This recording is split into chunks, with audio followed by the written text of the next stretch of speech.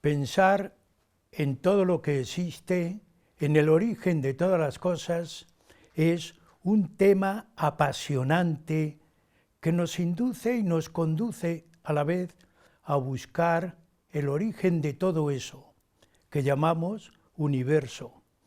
Siguiendo a los científicos, el universo se expande en muchas direcciones.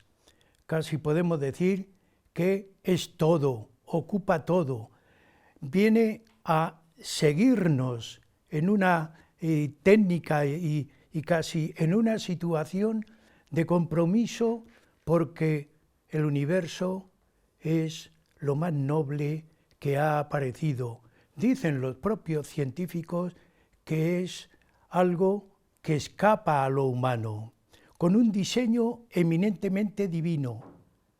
Sigue, no sabemos hasta cuándo ni hasta dónde, pero además tiene una virtud fundamental, que además de diseño divino, está buscando, cuando pensamos en el universo, en lo bueno, en lo bello, y algo fundamental, en la verdad, que esto sí que es importante.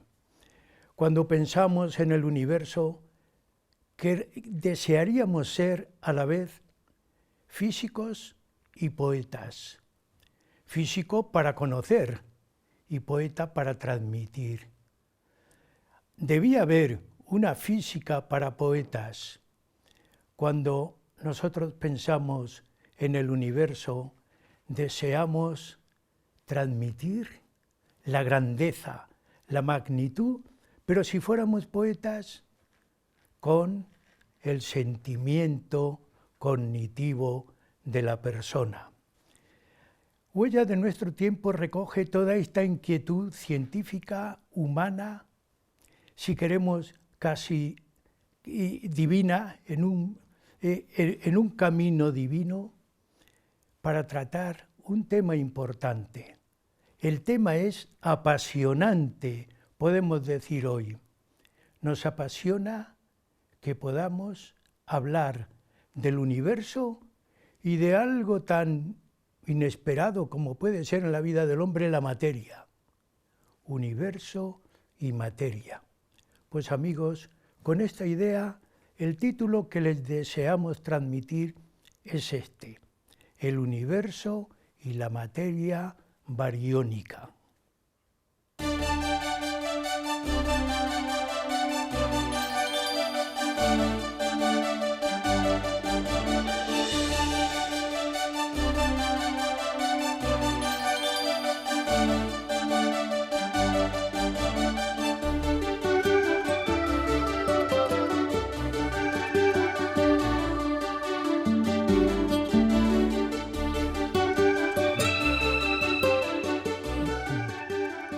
Como siempre, Huellas de nuestro tiempo busca temas que lleguen al alma, que lleguen al espíritu, que lleguen a ustedes para que tomen conciencia. Y al hablar de conciencia, quiero hacer dos situaciones: mente y organismo, mente y cuerpo, para que todo su cuerpo se presenta hoy ante ustedes, en todo su cuerpo, algo tan apasionante como es el universo. Como siempre, tenemos a un especialista en el estudio. Se trata de don Juan Carlos Ballesteros Aparicio. Como siempre, damos la bienvenida a nuestros invitados y a él le decimos bienvenido de nuevo al programa, Juan Carlos. Muchas gracias, Andrea, por invitarme. Repetimos invitado, pero no repetimos tema, porque nuestro invitado es especialista en astrofísica y en astronomía. Es ingeniero de minas, especialidad energía y combustible, y es doctor ingeniero por la misma Universidad Politécnica de Madrid, con la calificación de sobresaliente cum laude. Especialista en energía y combustibles y además un gran estudioso. Por ese motivo está de nuevo con nosotros. Estudioso en astronomía, pero también en astrofísica nuclear. Es la persona adecuada para explicarnos el universo y la materia bariónica. Disculpen el término, pero ya nos explicará él qué es materia bariónica. Pero la primera cuestión es la obligada. La primera materia que hay que tratar, diríamos, el primer epígrafe del tema, el universo. Pensamos que es el universo, pensamos que es todo.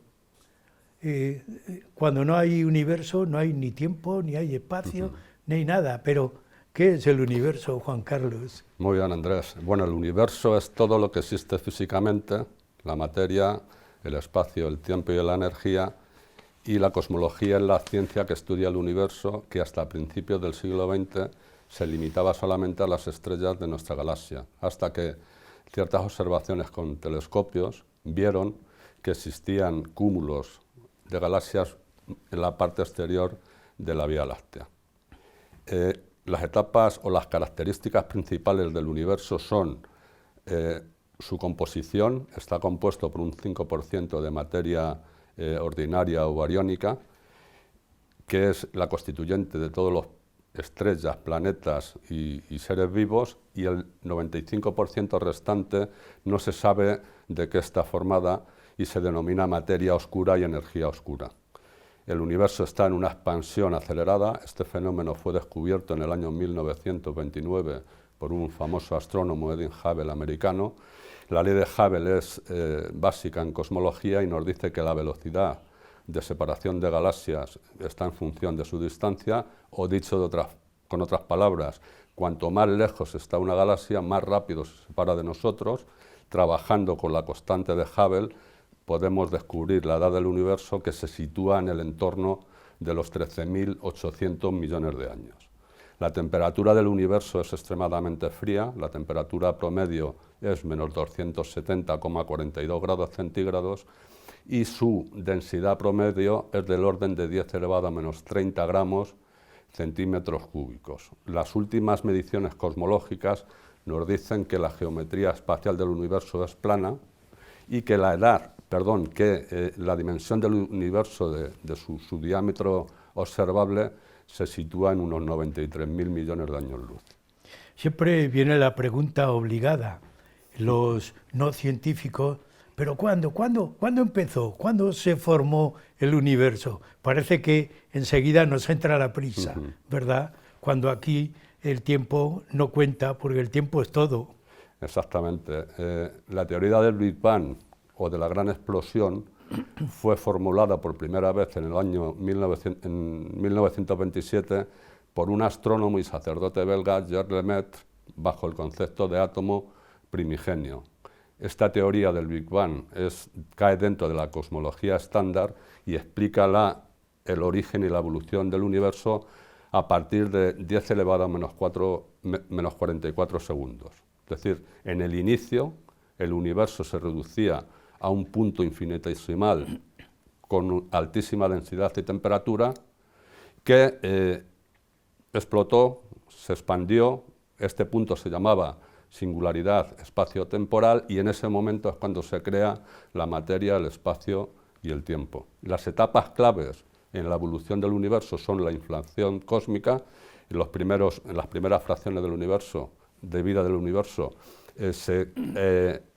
el universo se expande exponencialmente y su tamaño se forma en un factor muy importante. La segunda etapa es la formación de las partículas submicrónicas. Cuando cae la temperatura, la energía se va transformando en partículas fundamentales, elementales, como son quark, electrones y neutrinos, y posteriormente estos quark darán lugar a los protones y a los neutrones. La tercera etapa es la nucleosíntesis primordial, donde estos núcleos ya se empiezan a unir, estos protones, para formar los primeros elementos más ligeros del universo, como es el hidrógeno y el helio. Hay una fase posterior de recombinación a los 380.000 años después del Big Bang, donde los electrones ya se pueden la temperatura en la expansión ha caído lo suficientemente para que los electrones se combinen con los protones y neutrones y se forme la materia. Y la última fase es la de formación-estructura. Ya con la materia creada y con la actuación de la gravedad, esta materia creada se agrupa en lo que son estrellas, galaxias, cúmulos de galaxias, etc. Muy complicado, pero bueno, aparentemente muy sencillo porque lo has explicado con una claridad que nos vamos metiendo en la materia. Pero cuando hablamos de materia, también pensamos, es algo que tocamos, algo que podemos tocar. Pero yo cuando he visto que junto a la materia hay otro término, bariónica, me he quedado un poco sorprendido. Digo, ¿qué es la materia bariónica? Bueno, la materia bariónica, que también se llama materia ordinaria, está constituida por átomos y y es la materia tangible y observable, es decir, toda la materia que forma parte de seres vivos, planetas, galaxias y nosotros mismos. Está compuesta por átomos. La palabra átomo viene del griego y significa indivisible, pero cuando se descubren los electrones por Thomson, la radiactividad por Becquerel y el tamaño del núcleo atómico por Rutherford, el concepto de átomo clásico se modifica. Ahora resulta que el átomo es divisible, está formado por un núcleo muy pequeño y muy denso, donde hay una nube formada por protones y neutrones, donde hay una nube de electrones que orbitan alrededor de él.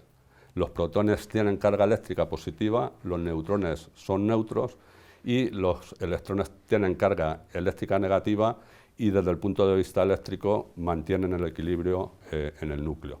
Los protones y neutrones no son partículas elementales, es decir, están formadas por otro tipo de partículas que se llaman quarks, y los electrones sí son partículas elementales. El tamaño de un átomo es muy pequeño, y de las partículas subatómicas, y se tienen que utilizar submúltiplos del metro para poder trabajar con ellos. Así tenemos el atómetro, que es una millonésima de metro, el femtómetro o el Fermi, que es una 1000 billonésima de metro, el picómetro, que es una billonésima de metro, y el astron, que es una 10.000 millonésima de metro.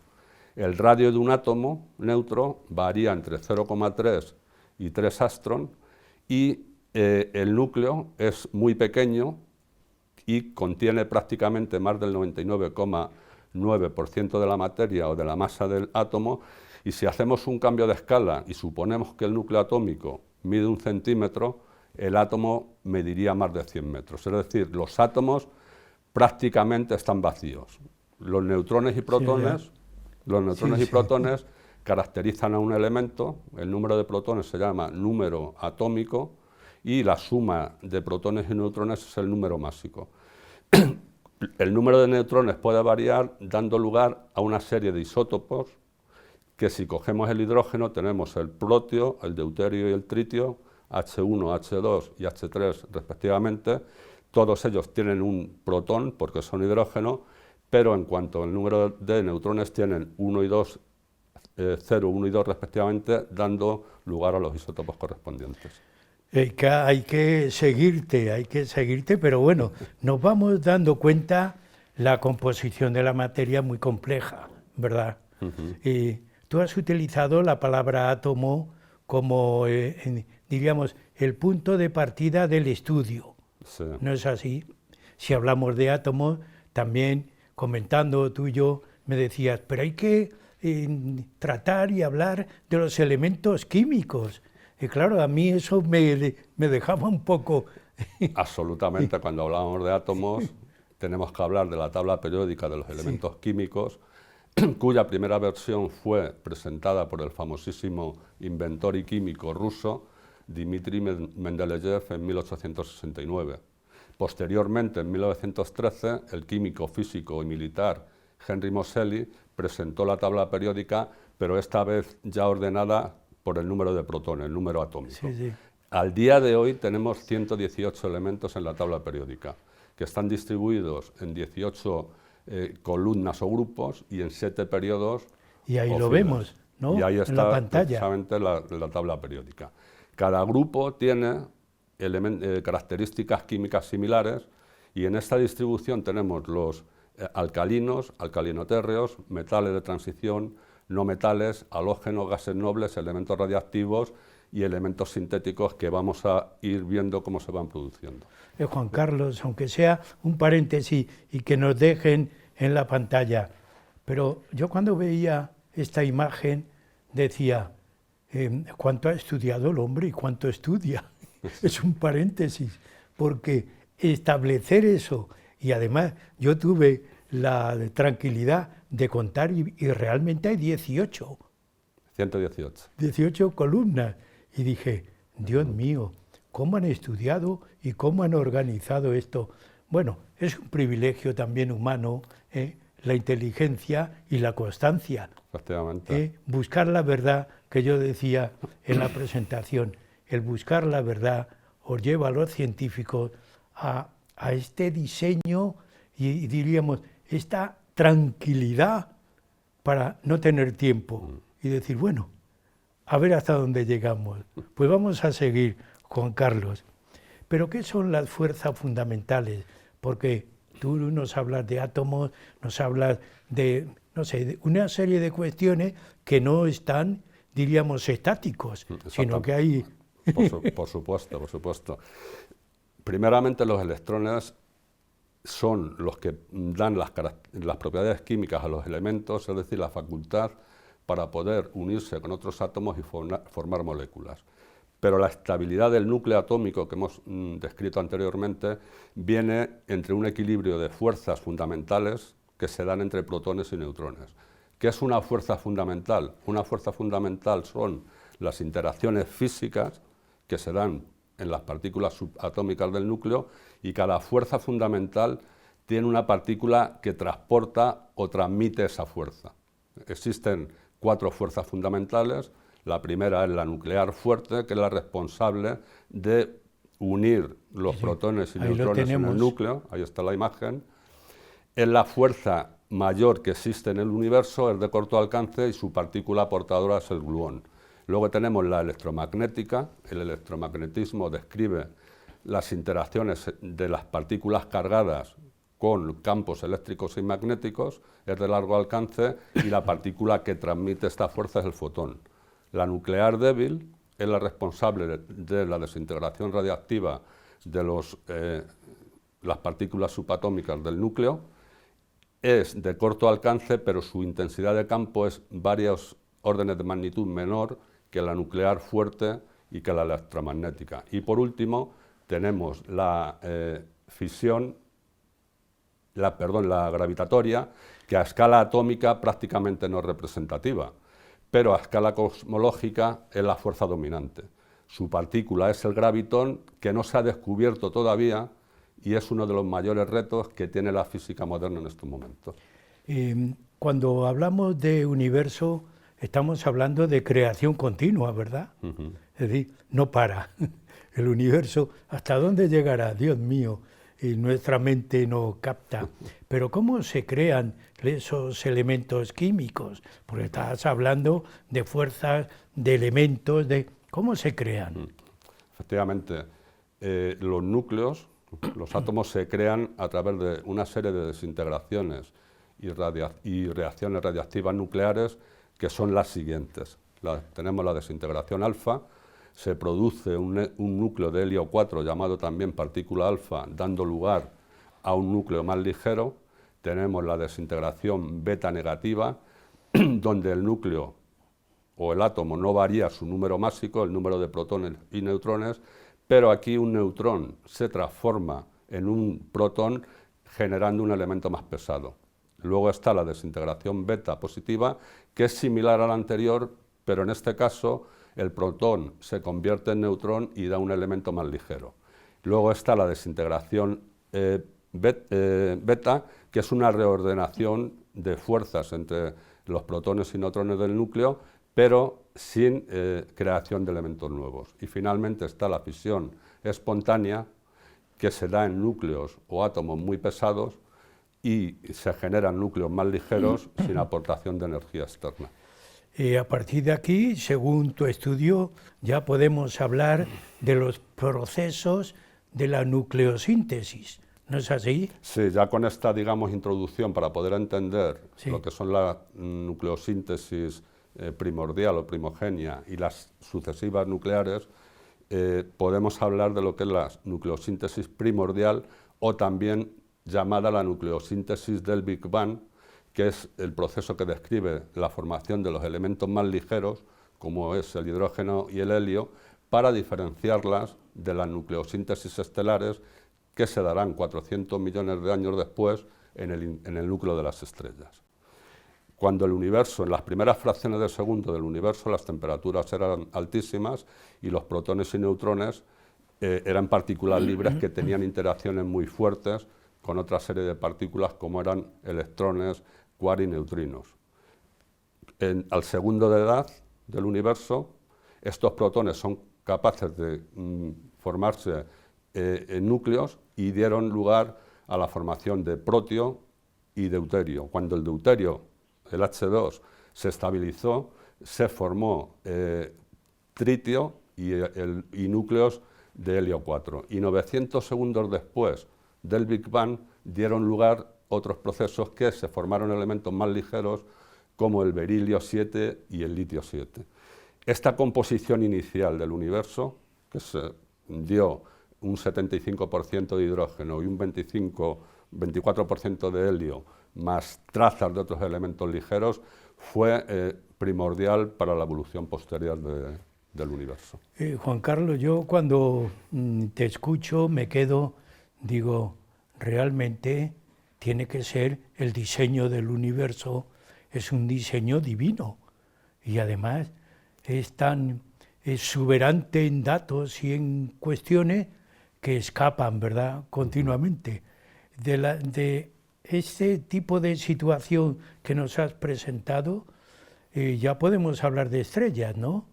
¿O cómo aparecen? Bueno, cuando se da la primera nucleosíntesis, sí, la nucleosíntesis del Big Bang, el universo se sigue expandiendo y la temperatura cae. Y no se pueden producir elementos más pesados que el hidrógeno y el helio porque no tenemos reacciones termonucleares de fusión. Entonces, según se va aumentando el tiempo, hay una serie de... se va aumentando también la temperatura por el colapso gravitatorio de hidrógeno y helio, se va concentrando, se va compactando esta masa o esta formación y la temperatura va aumentando hasta que se forman las primeras estrellas. Pero antes de describir efectivamente las nucleosíntesis estelares, vamos a definir y a clasificar lo que es una estrella, que es la pregunta que me has hecho, Andrés.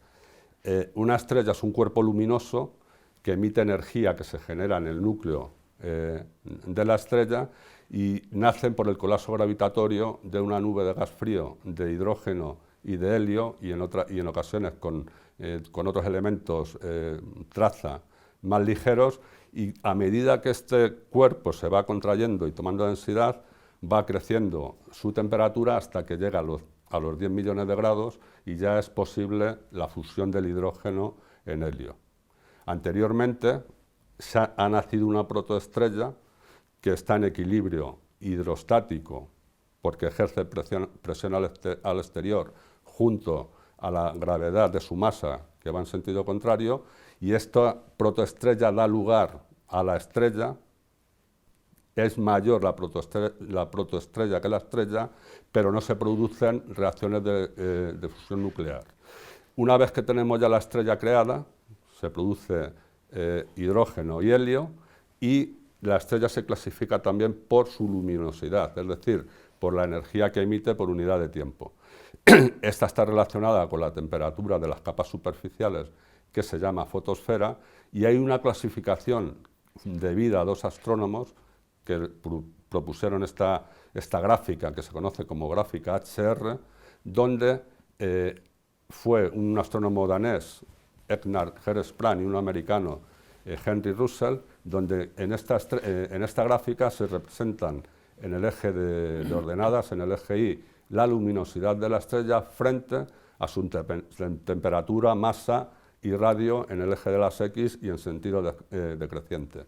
En el eje de las X podemos ver que tenemos una serie de letras, O, B, F, G, K, M, que responden al tipo espectral de cada estrella. Es decir, las estrellas más brillantes se clasifican en el tipo M y brillan en tonos azules, y en el extremo opuesto tenemos las estrellas tipo O que brillan en tonos rojizos. Una estrella está la mayor parte de su vida en la secuencia principal, que es la que vemos en la gráfica y va desde la esquina izquierda superior hasta la derecha inferior. Ahí va a pasar la mayor parte de su vida, y cuando consume gran parte de su hidrógeno, esta estrella va a hacer un movimiento horizontal a la derecha, donde va a pasar a la categoría de subgigante. Va a estar un tiempo relativamente corto, y cuando la capa de hidrógeno alrededor de la estrella entra en combustión, va a aumentar la masa de la estrella, su temperatura y luminosidad, y va a hacer un movimiento en vertical hacia arriba y se va a convertir en una gigante roja y supergigante roja. Bueno, yo me quedo no sorprendido, porque sé tu trabajo y tu estudio, pero qué ilustración para los que meticulosamente quieren pensar en el universo y mirar el universo. Nosotros de momento te vamos a dar un descanso. Llegamos a la mitad del programa y seguiremos con este proceso muy interesante de las estrellas. Amigos, estamos en el programa Huellas de nuestro tiempo, hoy hablando el universo y la materia bariónica. Sigan con nosotros después de esta pequeña pausa.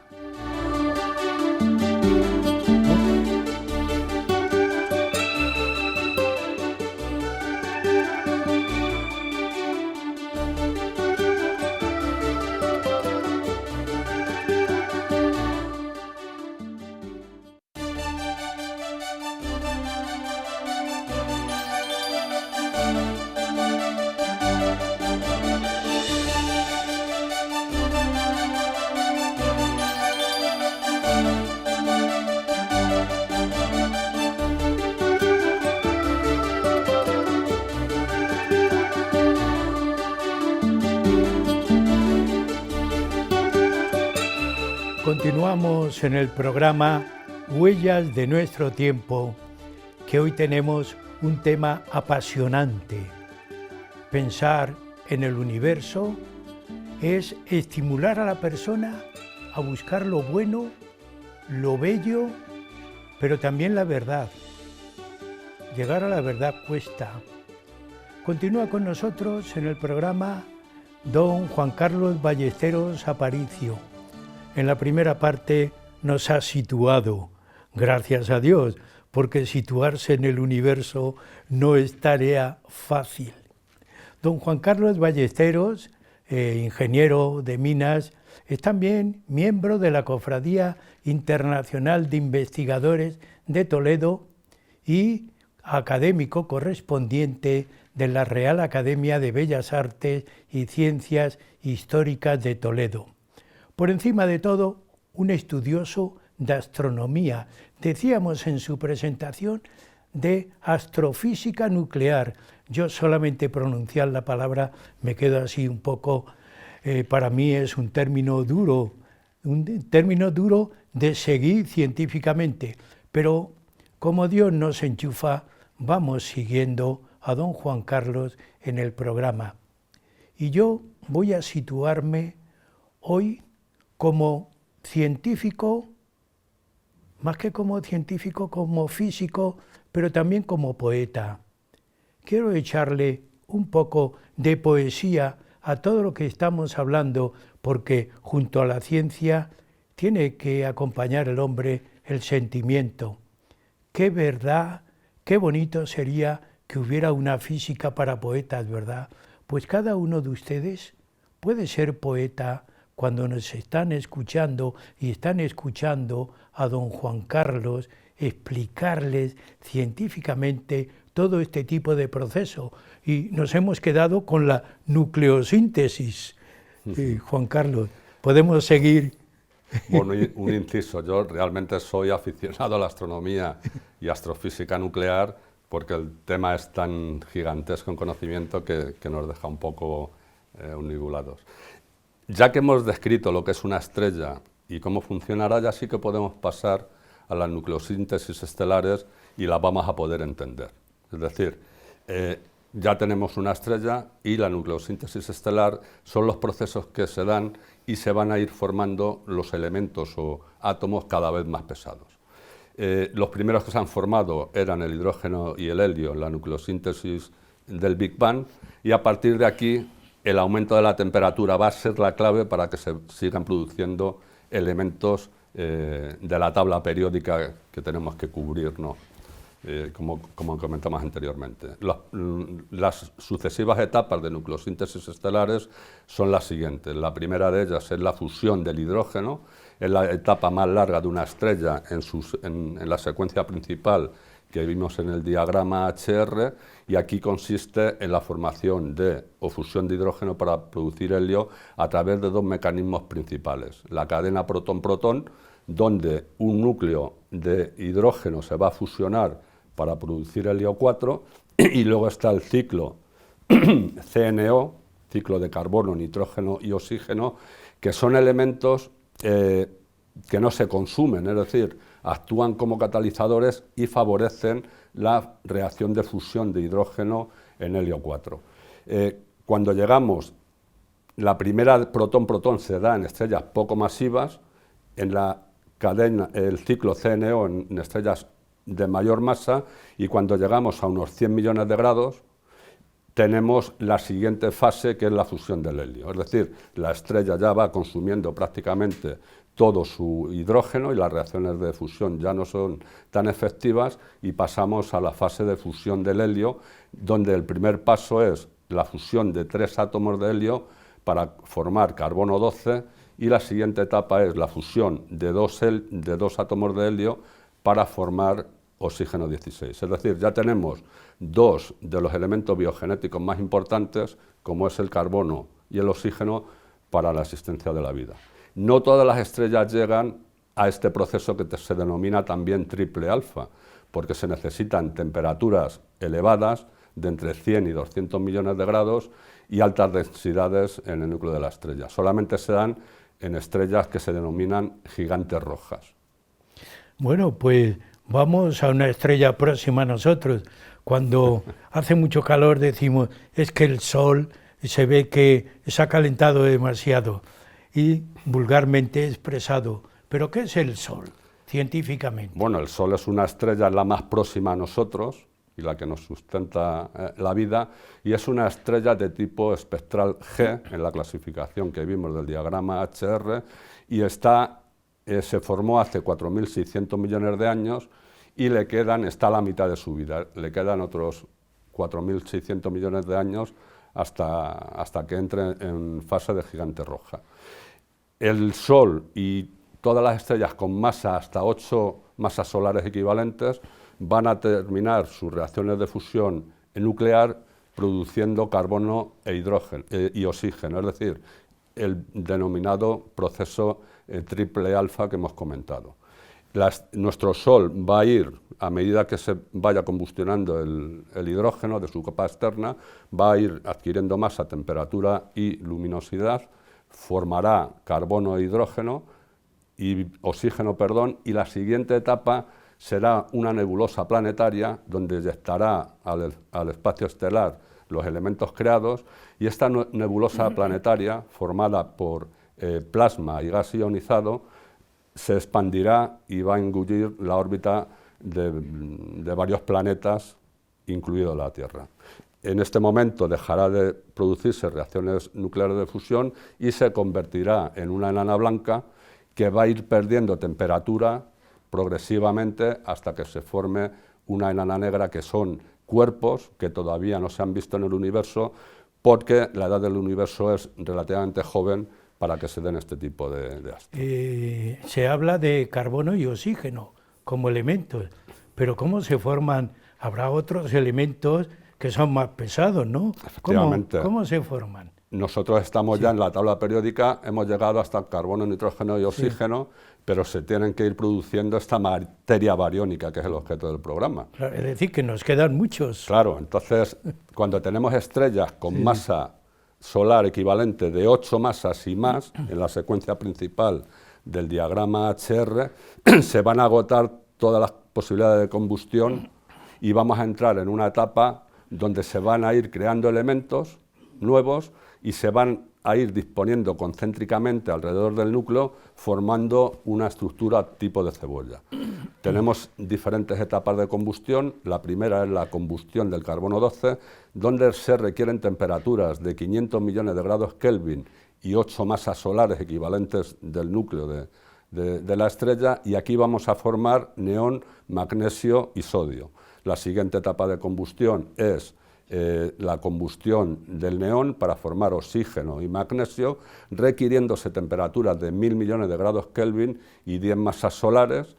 La siguiente combustión es la del oxígeno, donde vamos a formar, o se va a formar silicio, fósforo y azufre, y aquí se requieren temperaturas de 3000 millones de grados Kelvin y 11 masas solares. La combustión del silicio es el final de la etapa o de la vida de la estrella y se va a formar hasta hierro 56. Ya tenemos hasta hierro en la tabla periódica. Pero ¿cómo se forman, hablar de hierro, cómo se forman en la tabla elementos más pesados que el hierro? El hierro es un punto de inflexión porque hasta este momento todas las reacciones son exotérmicas, es decir, se genera energía o desprenden energía. A partir del hierro, estas reacciones son endotérmicas, necesitan energía para producirse. El hierro ya, cuando llegamos al hierro, la estrella ya no produce o separa las reacciones de fusión nuclear, y el núcleo inerte de hierro, cada vez la gravedad va ganando más peso y el núcleo llegará a un momento que se compacta tremendamente y llega a una fase de implosión. En este momento, el primer fenómeno que se da cuando hay esta contracción tan grande del núcleo es la neutronización, donde los protones y los electrones desaparecen y se crea un flujo enorme de neutrinos y neutrones y nace una enana blanca. Hay un límite que establece la estabilidad del núcleo, que es 1,4 veces las masas solares. Si el núcleo sobrepasa este límite, la estrella implosiona sin remedio. Este límite fue propuesto en el año 1930 por un físico muy joven, tenía 19 años, Chandrasekhar, y está considerando uno de los mayores o mejores astrónomos del siglo XX. Cuando esto ocurre, en esta implosión, tenemos una supernova. Tenemos una enana blanca que colapsa sobre sí misma y da lugar a una supernova, que es la explosión energética más poderosa del universo y supone ya el fin de la vida de la estrella. En esta explosión, el 95% del material de la estrella se eyecta al espacio interestelar y se forman elementos pesados como pueden ser iridio, plata, platino, oro, hasta el uranio. Estos elementos, que se dispersan a velocidades de varios miles de kilómetros por segundo, son los ladrillos cósmicos que van a engendrar o van a dar lugar a otro tipo de estrellas, galaxias y cúmulos de galaxias. La supernova es fundamental porque de alguna forma nos crean las siguientes generaciones de estrellas. Tenemos la nebulosa Cangrejo, que tenemos en la imagen, es un remanente de una supernova que explotó hace 7.500 años y fue un evento que fue visto y documentado por astrónomos chinos y árabes el 4 de julio del año 1054. La llamaban la estrella invitada, realmente no sabían lo que era la explosión de una supernova, pero era tan brillante que se veía durante el día y fue visible durante varias semanas. Estamos hablando de supernova, de elementos, pero ¿dónde se producen otros elementos? Porque estamos hablando de muchos cósmicos, ¿no? Claro, en este momento hemos llegado ya al uranio, sí. Pero también hay otros entornos astrofísicos donde se generan elementos químicos. Hemos hablado que la supernova, Sí. el 95% se eyecta al espacio interestelar, pero queda un 5% que es un remanente de la supernova. Este 5% remanente es un núcleo muy, muy compacto, formado por neutrones, con una gran cantidad de flujo de neutrones y neutrinos y una altísima densidad. Este objeto, así de altísima densidad y contracción, se llama estrella de neutrones, que vemos en la imagen. Las estrellas de neutrones son los cuerpos más densos y extremos del universo, solamente superados por los agujeros negros. En estos entornos de altísimo flujo de neutrones se dan procesos de captura neutrónica, y hay dos tipos de procesos: el proceso S, o proceso de captura lenta de neutrones, donde un núcleo atómico captura un neutrón y se produce una desintegración beta negativa, que hablamos al principio del programa, produciéndose núcleos más pesados, donde tenemos el mercurio, wolframio, plata, bismuto, etc.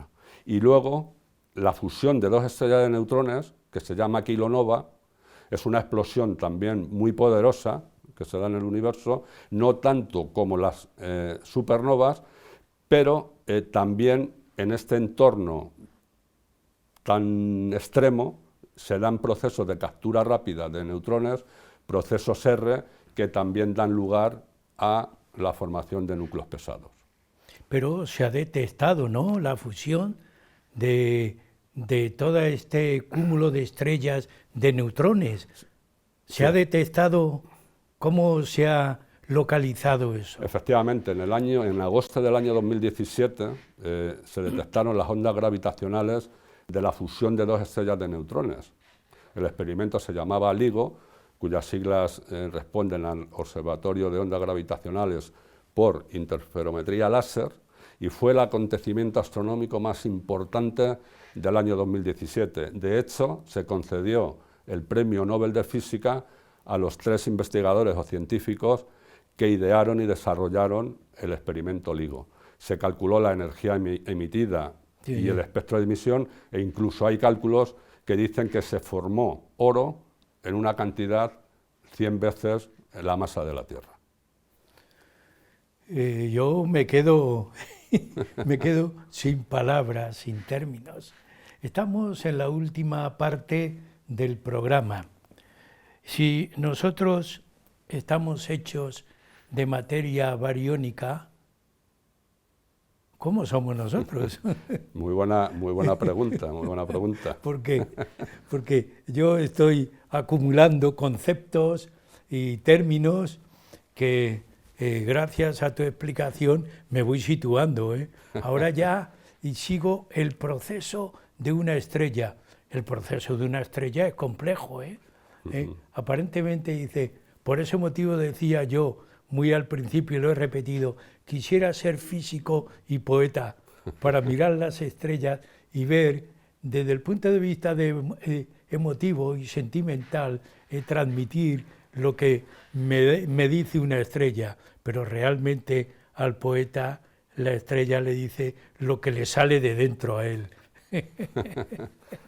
Pues es una muy buena pregunta, porque nosotros lógicamente estamos constituidos de materia bariónica o materia ordinaria, y vamos a hacer un ejercicio.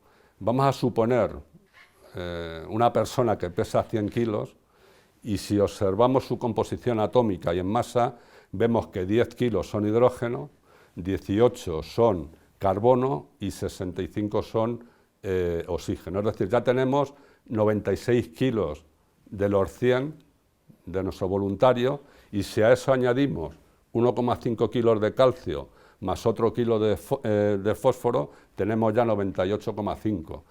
El otro kilo y medio restante son elementos como pueden ser sodio, potasio, cloro, etcétera, y una serie de oligoelementos que son cobre, cobalto, níquel, vanadio, manganeso, etcétera, dándonos ya los 100 kilos de lo que pesa nuestro compañero. Estamos en la imagen, si nos pueden volver a poner la imagen, sí. Lo vemos en una estructura armónica, porque el dibujo es una armonía, sí. Pero ¿qué cantidad de elementos poseemos? Sí, y lógicamente ahora ya, como hemos visto, toda la nucleosíntesis, desde la primordial hasta las sucesivas nucleosíntesis estelares, podemos hacernos la siguiente reflexión. ¿De dónde vienen estos elementos que constituyen nuestra materia bariónica?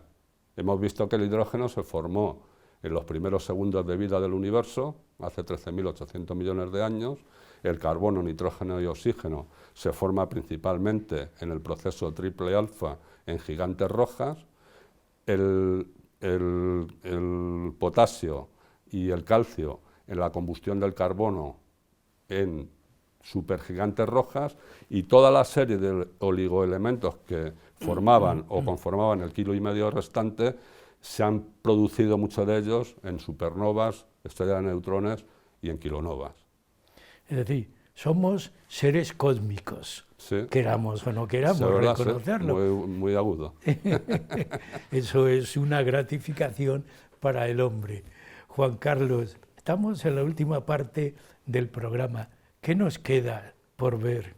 Bueno, hemos llegado ya hasta el uranio y nos quedan los elementos pesados, superpesados, que se llaman transuránidos porque van más allá del uranio en la tabla periódica. Estos elementos desafían la estabilidad de los núcleos atómicos y su estudio cae dentro de la física, de las fuerzas fundamentales y la estabilidad de los núcleos atómicos. Todos tienen un denominador común, que son radiactivos y se han creado en los laboratorios, es decir, son sintéticos. En 1934, el famosísimo físico italiano Enrico Fermi ideó y propuso un método para producir elementos sintéticos que consistía en bombardear un núcleo pesado de uranio con neutrones. Con esta técnica, en 1940, científicos de la Universidad de Berkeley sintetizaron en el 93 el neptunio y en el 94 el plutonio. Los elementos 95 americio hasta el 98 californio se sintetizaron de forma similar bombardeando núcleos pesados con neutrones y partículas alfa. El 99, el elemento 99 de la tabla periódica, el eistenio, y el 100, el fermio, se encontraron en los residuos sólidos del primer ensayo de bomba de hidrógeno que se realizó en el año 1952 en un atolón de las Islas Marshall en el Océano Pacífico. Así podríamos llegar hasta el 106, que es el laurencio. Tenemos luego el segmento inferior de superpesados, que va desde el 107 al 113, que es el borio y el nionio respectivamente, y estos elementos se sintetizaron desde 1994 a 2004. Y el segmento superior superpesado, que va del 114 al 118, es decir, el fleborio y el oganesón, que es el último, se sintetizaron en grandes laboratorios en Rusia en un fenómeno conocido como fusión en caliente. Se espera que en los próximos tiempos, en los próximos años, se sigan sintetizando elementos superpesados. Es muy difícil porque hay que tener en cuenta que cuando tenemos núcleos con tantos protones y neutrones, la estabilidad es muy difícil de que se dé, y por eso el descubrirlos o sintetizarlos requiere mucha energía para hacerlo. Desde mitad del siglo XX se han llevado experimentos para encontrar trazas de elementos superpesados en los rayos cósmicos galácticos, que son rayos que se generan fuera del sistema solar, probablemente en las explosiones de supernovas y kilonovas, y este experimento consiste en vuelos en gran altura en globo con detectores pasivos, y se han encontrado trazas de elementos hasta el 103, el laurencio, perdón, es este elemento. Y luego, desde principios de este siglo, se está intentando localizar trazas de elementos superpesados en ciertos constituyentes de meteoritos, que son artefactos que han estado viajando durante decenas o centenas de millones de años expuestos a los rayos cósmicos, pero la incertidumbre, se han encontrado trazas por encima del 106, pero la incertidumbre es tan grande que no se ha validado científicamente el método. A mí se me ocurre, ya como una cuestión que me va surgiendo, que fue el organizar la tabla periódica el gran paso científico para todos los estudios que tú nos has ido exponiendo. Puede ser así, ¿no? Sí, lo que pasa es que el origen de la tabla periódica ha sido la acumulación de mucho conocimiento durante muchos años de muchos científicos y gente muy estudiosa, hasta culminar la tabla que tenemos ahora, que está completa. Quedan por descubrir todavía elementos más allá de lo que son, pero van a ser elementos sintéticos. Estamos en un misterio continuo y completo, ¿eh? Pero ¿qué misterios nos quedan por descubrir, por ver, por intuir? Porque por ahí hay que empezar, ¿no? Sí, bueno, la verdad es, hay una serie de misterios o enigmas, por citar algunos del universo, que son los siguientes. Es la materia oscura y la energía oscura. La materia oscura es 5 veces más que la materia bariónica u ordinaria, es decir, constituye el 27% del cosmos, y el otro 68%, que es la energía oscura, es lo más enigmático del universo. No sabemos lo que es, de qué está hecho, son invisibles, no interaccionan con el espectro electromagnético, pero están por todas partes y sabemos de su existencia porque la materia oscura interacciona gravitacionalmente con estructuras que sí podemos ver, como son las galaxias, y la energía oscura es la responsable de la aceleración del universo. Otro misterio o enigma es el tiempo t igual a 0, ¿qué había en t igual a 0? La ciencia y la física no se atreve ni tan siquiera a postular qué había en ese momento, pero a partir de pequeñísimas fracciones de tiempo, a partir de t igual a 0, nace la teoría del Big Bang, que está validada y está ampliamente aceptada. Está validada por 3 hechos fundamentales. El primero de ellos es por la aceleración del universo, que fue descubierta por Edwin Hubble en el año 1929, cuando el universo se hace visible con la radiación del fondo cósmico de microondas, que comentamos anteriormente, y por la abundancia o composición inicial del universo, que se ha demostrado 75% de hidrógeno, 25% de helio, 4.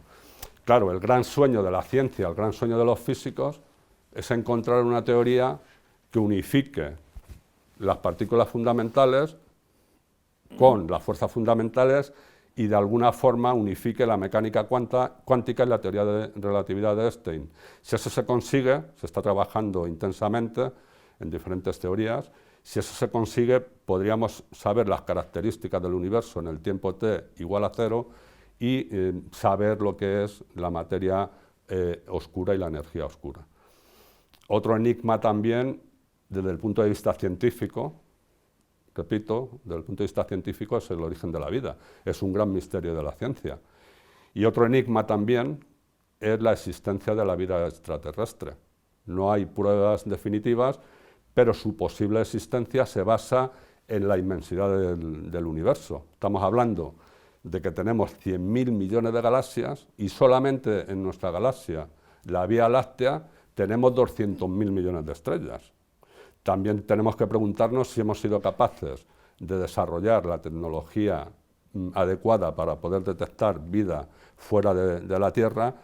Y cuando hablamos del universo, tenemos que saber las distancias que estamos barajando, porque estamos hablando de distancias inconmensurables. Vamos a hacer un ejercicio. La estrella más próxima a nosotros es Próxima Centauri, que es una estrella muy estudiada y objeto de gran investigación porque tiene un planeta que está orbitando alrededor de ella y se cree que está en zona habitable. Esta estrella se separa o tiene una distancia de la Tierra, de nuestro Sol, de 4,24 años luz, que eso en kilómetros significa 40,24 billones con B de kilómetros. Si nosotros nos planteamos ir a Próxima Centauri utilizando la nave tripulada que supuestamente irá a Marte en las próximas décadas a una velocidad de 80.000 kilómetros a la hora, tardaremos casi 60.000 años en llegar. Y ya termino con esto.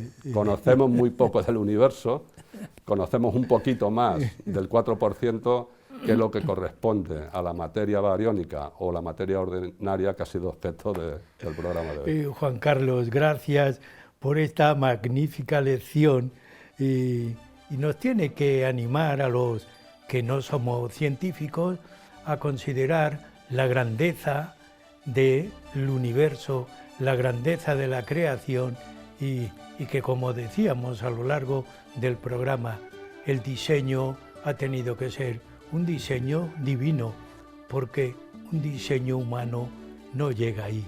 Ya vemos que no vamos al Centauro. Pues nada, muchas gracias y continúa estudiando, trabajando en estos temas y que ya sabes que el programa te agradece tu presencia en él.